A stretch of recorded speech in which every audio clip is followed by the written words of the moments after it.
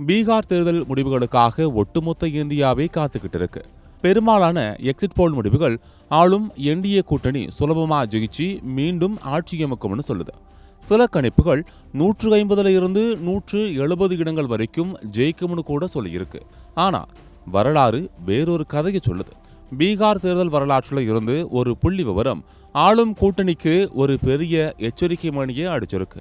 அது என்ன, வாங்க ஆழமா அலசலாம்.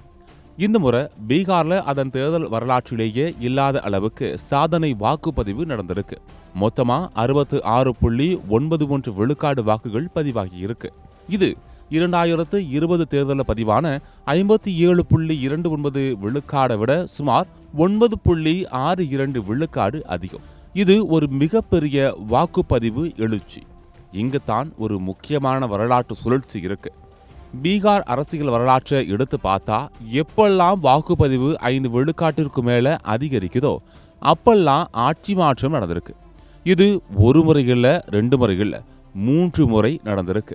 1967 வாக்குப்பதிவு 7 விழுக்காடு அதிகரிச்சப்போ காங்கிரஸ் ஆட்சி கவிழ்ந்து முதல் முறையா ஒரு கூட்டணி ஆட்சி அமைஞ்சது.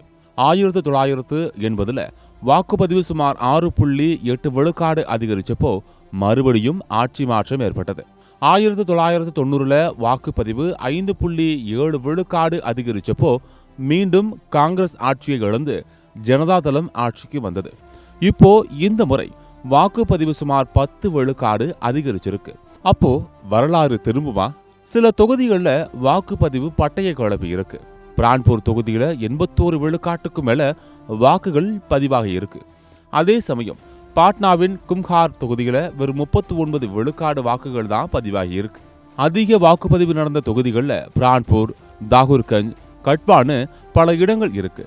குறைவான வாக்குப்பதிவு நடந்த இடங்கள்ல கும்ஹார், திகா, பீகார் ஷெரீப் போன்ற தொகுதிகள் இருக்கு. இது எல்லாத்தையும் விட ஒரு முக்கியமான ட்விஸ்ட் என்ன தெரியுமா?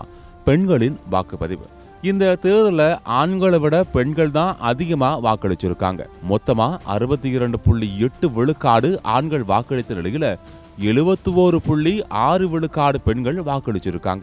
இந்த சைலண்ட் ஓட்டர்ஸ்களோட எழுச்சி யாருக்கு சாதகமா இருக்க போகுதுங்கிறது தான் இப்போ $1 மில்லியன் கேள்வி. ஆக ஒரு பக்கம் எக்ஸிட் போல் கணிப்புகள் ஆளும் என்டிஏ கூட்டணிக்கு சாதகமா இருக்கு. இன்னொரு பக்கம் வரலாறு காணாத வாக்குப்பதிவு, அதிலும் குறிப்பா பெண்களோட மாபெரும் வாக்குப்பதிவு ஆட்சி மாற்றத்திற்கான ஒரு வலுவான அறிகுறியை காட்டுது. யாருடைய கணிப்பு பலிக்கும்? எக்ஸிட் போலா அல்லது வரலாறா? பீகார் மக்களின் தீர்ப்பு என்னவா இருக்கும்? உங்க கருத்துக்களை மறக்காம கமெண்ட்ஸ்ல பதிவு பண்ணுங்க.